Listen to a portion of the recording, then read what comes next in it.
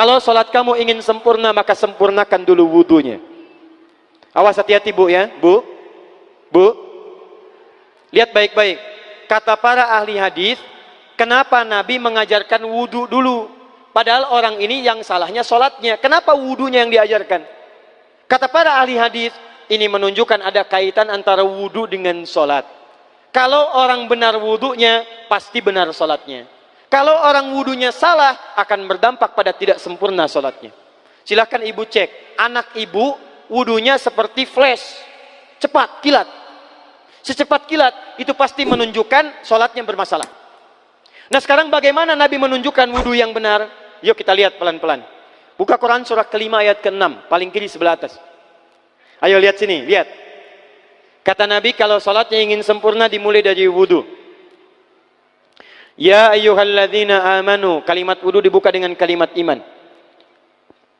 Idza qumtum ila shalah, kalau kamu ingin sempurna dalam menunaikan salat, faghsilu wujuhakum, maka mulai dengan menyempurnakan wudu. Lihat baik-baik, saya tidak bermaksud mengajarkan, hanya mengulang kembali apa yang kita pelajari.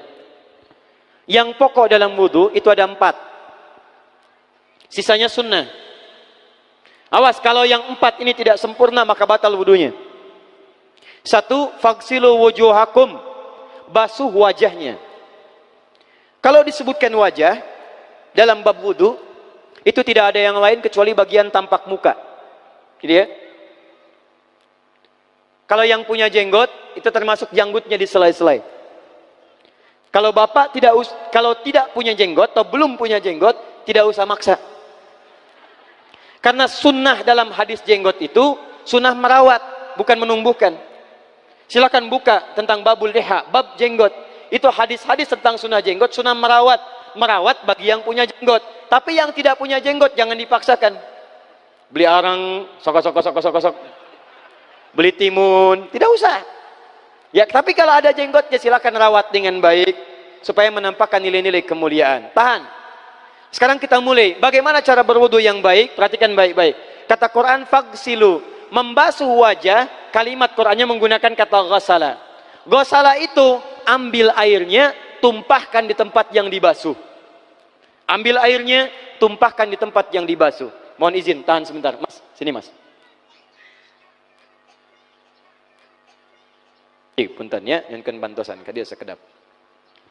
Sifat wudu cuma ada 3. 1, pakai keran. 2, pakai gayung. 3, air yang mengalir. Ya, seperti di sungai, ada air mengalir itu nggak ada masalah. Tapi kalau menggunakan gayung, atau semisalnya, Nabi itu diriwayatkan dalam hadis, itu sangat menghemat air. Bahkan pernah beliau kemudian berwudu, kalau kita kemudian hitung, itu hanya sejumlah pak, seaqua gelas pak, cukup. Atau yang kedua, menggunakan keran ya. Kalau sekarang kita ada keran, contoh ini kerannya. Ya, kerannya agak tinggi sedikit. Dan kita sesuaikan. Ambil airnya. Misal contoh, ghasala. Ghasala itu bukan ditumpahkan, ambil air, tumpahkan di tempat yang akan dibasuh begini. Yang telunjuk itu kemudian menghapus atau menghilangkan kotoran di sela-sela mata, contoh. Yang jempol menghilangkan kotoran di sela-sela telinga bagian belakang di sini. Ya. Jadi kalau misalnya saya mulai ambil airnya, kemudian saya tumpahkan di sini, yang telunjuk membersihkan di jari-jari di sini, di sela-sela mata. Yang jempol kemudian membersihkan di sela-sela di bawah telinga sini. Kemudian di selesai. 1. Tahan sebentar ya, ini praktek dulu sebentar. 2. Wa aidiakum ilal marafiq, ini yang sering keliru. Dan tangan sampai siku. Ingat, tangan bahasa Arabnya yad, yadun. Tapi dalam ibadah itu selalu diberikan batas. Misal, ini kafun. Ini asabi'. Ini sampai sini ruslun. Sampai sini, Bapak Ibu sekalian, ini namanya mirfaq, zamannya marafiq. Sampai sini katif. Dari sini ke sini itu yad, tangan. Dalam bab salat, bab wudu, bab ibadah, tidak pernah Al-Quran dan hadis menyebutkan tangan kecuali diberikan batasnya. Contoh, kita saat akan takbir, Allahu Akbar. Lihat An-Nasai nomor hadis 886. Kata Nabi, fawada'a kaffahul yumna. Maka orang salat itu meletakkan telapak tangan yang kanannya alal yusra, di punggung yang kirinya. Jadi begitu takbir Allahu Akbar, yang kanan meletakkan di punggung kiri. Apa batas meletakkannya? Cuman sampai 3. 1, yang telapak ke punggung begini, jadi boleh begini. Yang kedua, pergelangan ketemu pergelangan begini. Rusgun ala rusgin. Jadi begitu takbir Allahu Akbar, ini boleh. Tapi nggak usah diukur Pak ya, jangan telat. Allah, pas, cepat. Boleh nanti lebih sedikit ke sini. Yang tidak boleh, awas, ini dilarang dalam hadis. Yang tidak boleh kata Nabi, jangan engkau bersedekap seperti orang sombong. Kata para ulama bagaimana? Ketika tangannya bertemu dengan mirfaknya begini. Nah, ini awas, sedekap yang dilarang, hati-hati. Kadang-kadang ada orang menes ke puncak subuh-subuh, sholatnya begini. Ya, awas nih. Cuman 3, kalau tidak begini, begini, atau begini. Dan saat mengangkat itu cepat Pak. Hadisnya cepat. Fawado'a. Fa itu di ilmu nahu harfu atfin rabitin baina syai'aini bila hudud. Huruf yang menyambungkan dua peristiwa tanpa jeda, cepat. Jadi antara mengangkat dengan meletakkan, langsung angkat Allahu Akbar. Tidak ada gerakan lain. Maaf, saya tidak bermaksud menyalahkan. Saya alhamdulillah ada koleksi 1235 kitab hadis. Saya mencari gerakan dari ngangkat ke meletakkan begini, tidak menemukan gerakan lain. Karena itu jangankan hadis-hadis yang sahih, di kitab hadis palsu pun pemalsu hadis tidak tertarik memalsukan hadis ini. Saking jelas, jadi saat mengangkat langsung begini. Kenapa saya penting terangkan? Karena ada sebagian saudara-saudara kita merasa tidak enak, Ustadz, kalau saya takbir masa kiri duluan, sedangkan kiri kurang bagus, yang bagus kanan. Saya mah pengennya begini aja lah, begitu takbir kanan duluan baru tutup dengan kiri. Jadi begitu diangkat Allah, kanan masuk, kiri begini tutup. Kadang-kadang kaki naik dikit. Nah, itu maaf, saya tidak bermaksud menyalahkan, tapi saya belum menemukan hadisnya. Dan pemalsu hadis pun tidak tertarik memalsukan hadis ini karena saking jelasnya, angkat tutup. Jelas ya? Nah, sekarang lihat sini. Dalam bab wudu, bahasa Qur'annya mengatakan wa aidiakum ilal marafiq, dari tangan sampai siku. Ila dalam ilmu nahu harful ghayah, huruf yang menunjuk pada tujuan, batas dari ke. Ana minal an sa'adhab min Menes ila Bekasi. Saya setelah ini akan pergi dari Menes ke Bekasi. Jadi saya berangkat dari mana? Menes. Tujuannya kemana? Bekasi. Tujuan dalam bahasa Arab menggunakan ila, harfu ghayah, dari Menes ke Bekasi. Menes ila Bekasi. Dalam wudu, lihat, aidiakum ilal marafiq, ila sampai siku, bukan dari siku ke tangan. Jadi saat kita mengambil air wudu, ambil airnya, tumpahkan dari sini ilal marafiq sampai ke siku, ke sini. Balikan lagi ke depan. Jadi bukan kerannya dibeginikan, sikunya dibeginikan, takut, bukan. Jadi bukan siku diteruskan ke bawah. Yang tepat itu ambil airnya, kemudian basuh dari sini sampai dengan ke sikunya. Hati-hati, ini ada maknanya. Dan jika benar di hadis Muslim, jika orang wudunya benar seperti ini, maka bersamaan dengan jatuhnya air wudu itu, jatuh pula dosa-dosa dan kotoran yang melekat pada anggota tubuhnya. Tidak cukup dengan amin, nanti kita lihat dulu. Teruskan, saya baru caranya dulu nih. Awas. 3. Wamsahu biru'usikum. Wamsahu, lihat, untuk wajah pakai gosala, basuh. Tangan gosala, basuh. Tapi ketika berpindah pada yang ketiga, wamsahu, berubah jadi masaha. Tahan sebentar ya. Calik. Duduk sini aja. Lihat sini.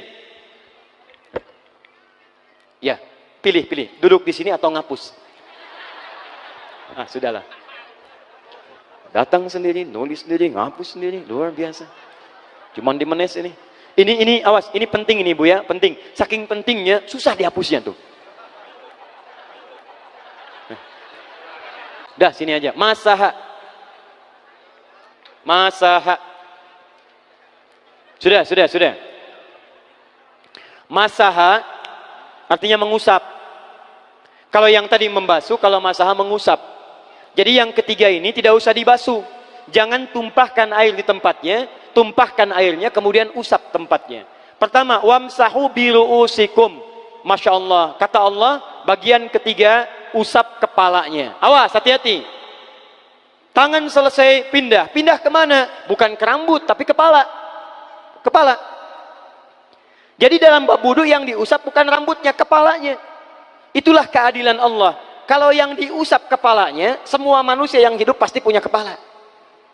Tapi kalau yang diusap rambutnya, ada ketidakadilan. Karena tidak semua orang punya kepala, punya rambut. Tuh. Nah sekarang lihat sini. Ketika kita diminta mengusap kepala, bahasanya masaha. Masaha itu begini. Ini saya punten. Bismillah. Ini ya. Ambil airnya, tumpahkan, baru kemudian diusapkan ke kepalanya.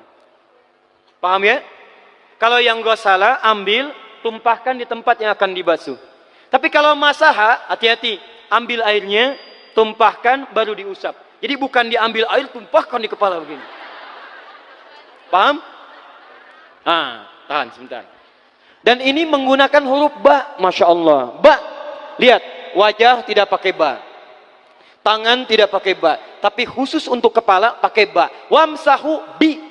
Huruf ba dalam ilmu nahu, coba dibuka yang suka ngaji, buka kitab Bughnil Labib an Kutubil A'arib, halaman 29 sampai dengan 59. Di situ ada penjelasan karya Ibnu Hisham Al-Ansari. Ibnu Hisham Al-Ansari. Itu ada penjelasan tentang makna huruf ba. Huruf ba itu punya 14 arti dalam bahasa Arab. Ada ilsaq, ada istighraq, ada muhabah, ada ba li tab'id. Ba li tab'id dibagi dua. Tab'id ma'al hudud wa tab'id bila hudud. Nah yang ba ini, ba, kenapa pakai ba? Kata para ulama, dari huruf ba yang 14 ini, ada 3 makna yang diterapkan dalam ayat wudu. Satu, istighraq. Istighraq itu membasuh keseluruhan. Jadi kalau kita ingin wudu, ambil airnya tumpahkan, basuh keseluruhan dari depan sampai ke belakang begini. Balikan lagi. Yang kedua, at-tab'id ma'at tahdid. Sebagian tapi dengan batas. Kata Imam Asy-Syafi'i, di mana batasnya ubun-ubun? Diboleh kalau kita mau wudu, misalnya ibu tidak bisa membasuh keseluruhan, sedang pakai kerudung misalnya, jilbab nggak bisa dibuka, tempat wudunya terbuka, Anda tinggal ambil air wudu, kemudian tumpahkan sedikit, boleh diusapkan bagian kepala sampai ubun-ubun, sah wudunya. 3, at-tab'id min duni tahdid. Sepanjang disebut bagian kepala, masuk kepala nggak ada batas. Ini kepala bukan? Ini kepala? Ini kepala? Nah, jadi kalau Anda berwudu mengusap bagian kepala, itu sudah sah walaupun bagian tertentu diusap di kepalanya. Kapan ini dipraktekkan? Kata Imam Malik, kata Imam Abu Hanifah, ini dipraktekkan kalau seorang memiliki satu sakit di kepalanya yang tidak memungkinkan dibasuh keseluruhan. Misal, mohon maaf, ya ada orang misalnya, mohon maaf ya, tiba-tiba sedang jalan di kebun, tuh jatuh duren. Anak duren ya, jangan duren yang besar. Tiba-tiba nimpa misalnya. Duren teh bahasa rangatnya kadu, Bu, ya. Kadupak, kaduhung, ya dan seterusnya. Kadu. Nah, nimpa kepalanya, bocor misalnya. Kemudian dalam bocor itu diperban. Kata dokter tidak boleh kena air. Saat bagian kepala yang tidak boleh kena air itu bukan berarti wudunya kemudian bisa batal atau boleh tayamum karena tidak bisa mengusap kepala. Kata para ulama, boleh dia mengusap bagian kepala yang lain yang tidak terluka. Itulah kenapa Allah memberikan huruf ba di sini untuk kemudahan bagi kita dalam menunaikan wudu. Tapi pastinya yang dibasuh kepalanya bukan rambutnya. Jadi kalau ada laki-laki sudah dandan, sisiran, rapi, tiba-tiba keran dibuka, yang diusap cuma rambutnya, ulak. Nah, itu batal wudunya. Tidak sah. Harus diulang. Terakhir kaki. Kaki dibasuh sampai dengan bagian mata kakinya, dan ini tidak perlu saya terangkan karena mudah bagi kita untuk mempraktekannya. Tapi yang ingin saya jelaskan satu ini saja. Perhatikan baik-baik. Yang 4 ini wajib wudu. Tambahannya sunnah. Niat dimasukkan dalam wajibnya. Lihat sini. Kumur-kumur sunnah, telinga sunnah, istinsyak sunnah. Yang 4 ini wajib. Tapi terlepas dari wajib dan sunnahnya, perhatikan baik-baik. Kenapa ini disebut dengan wudu? Dan hebatnya Al-Quran mengistilahkannya dengan toharah. Toharah. Apa itu toharah? Apa itu suci? Toharah. Apa itu toharah? Suci. Apa itu suci? Toharah. Ada toharah, ada nadhafah, itu beda. Kalau nadhafah, bersih luarnya, tapi belum tentu bersih dalamnya. Bisa jadi luarnya bersih, tapi dalamnya najis. Misal, hewan yang paling najis apa? Yang haram. Misal, hewan tadi itu, hewan babi misalnya, misal, dibersihkan, dimandikan, disisir, sampai bersih. Bersih tidak? Bersih, bersih. Tapi halal tidak? Suci tidak? Tidak. Al-khinziru nadhifun walakinnahu ghairu tahir. Babinya bisa bersih tapi tetap tidak halal, tidak suci dia, tetap haram, tetap najis. Paham? Tapi kalau bersih luarnya dan suci dalamnya, maka kalimatnya berubah dari nadhafah jadi toharah. Toharah. Orangnya disebut dengan tahir. Kalau rajin dikerjakan disebut dengan mutatahhir. Wudu dalam Quran disebut dengan taharah. Seakan-akan memberikan pesan, maaf, orang yang wudu itu bukan hanya bersih fisik luarnya saja. Jadi kalau orang wudunya bersih, bukan cuma wajahnya yang bersih. Kalau wudunya benar, bukan kotoran di tangan saja yang hilang. Tapi mohon maaf, fisik-fisik dalamnya itu ikut suci. Fungsi tangannya jadi bersih, fungsi wajahnya jadi bagus, fungsi lisannya jadi bagus. Makanya kata Nabi, kalau orang benar wudunya bersamaan dengan air wudu yang menetes, maka tumpahlah kotoran-kotoran di bagian fisik-fisik tubuhnya. Jadi kalau kita benar wudunya kumur-kumur, kukumur, masukkan misalnya, masukkan, keluarkan, bersamaan dengan keluarnya air itu, maka kotoran-kotoran di lisan pun ikut keluar. Tangan dibasuh, bersamaan dengan dibasuhnya tangan, fungsi tangan yang kotor-kotor itu ikut hilang. Hadis Muslim. Makanya orang yang setelah selesai wudu dia berdoa, apa wudunya? Apa doa wudunya? Asyhadu an la ilaha wa asyhadu anna Muhammadan Allahumma minat waj'alni minal, lihat sini, minal mutatahhirin, minat tawabin. Lihat. Bapak Ibu kan baru wudu, tapi kenapa doanya selesai tobat? Allahumma ja'alni minat tawabin. Ya Allah, jadikan saya termasuk orang tobat. Kita kan baru wudu, kenapa doanya baru selesai tobat? Sedangkan tobat itu mengakui kesalahan, menyesali kesalahan, dan berjanji meninggalkan yang salah, mengganti dengan yang baik-baik.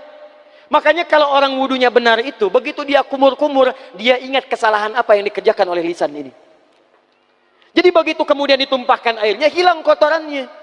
Maaf, yang suka mencela wudu, selesai wudu tidak akan mencela lagi karena tobat dari celaan. Makanya kalau wudu Anda benar, coba ingat-ingat, siapa korban dari lisan Anda yang tajam itu? Apakah ibu Anda yang pernah menangis karena lisan Anda? Apakah ayah Anda yang kecewa karena kalimat-kalimat Anda? Apakah tetangga Anda yang menjauhi Anda karena kata-kata kotor Anda? Kalau tiap hari Anda wudu, tapi kemudian lisan Anda masih kotor juga, ada yang salah, Anda cuma menghabiskan air untuk menghilangkan kotoran di lisan. Itu tanda pertama. Tangan basuh. Makanya orang yang wudunya benar, tangannya tidak akan berbuat yang kotor lagi sampai ke ujung kakinya.